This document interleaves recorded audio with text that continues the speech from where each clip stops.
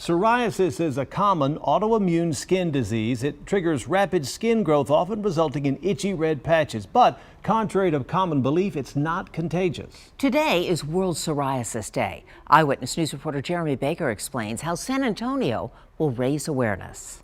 Ninfa Cantu has been battling psoriasis physically and emotionally for 39 years. My symptoms at first were like dandruff, and then I had a patch in my forehead, and then it spread to my arms, my elbows, my knees, and then all over my body. She says the disease has impacted her social life dramatically because of the stigma that psoriasis is contagious. I went to a restaurant one time, and this lady told me, I don't know why they let these people in here. A very difficult condition to deal with, really, because it affects your confidence so much. Fashion journalist and television host Louise Rowe is speaking out about her 11-year battle with psoriasis for the first time to bring awareness to the disease.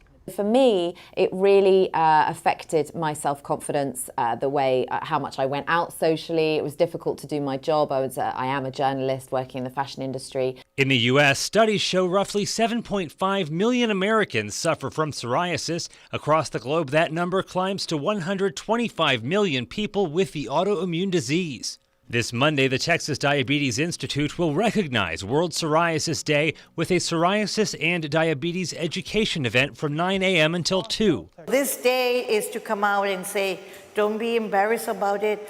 Find out and educate yourself about psoriasis and your family. San Antonio Psoriasis Awareness and Education has a Facebook page those with and without psoriasis can go to in order to learn about the illness and find support if they're having a hard time dealing with the impacts of the disease. Don't let the illness, burden you. Unburden yourself. Jeremy Baker, KENS 5 Eyewitness News.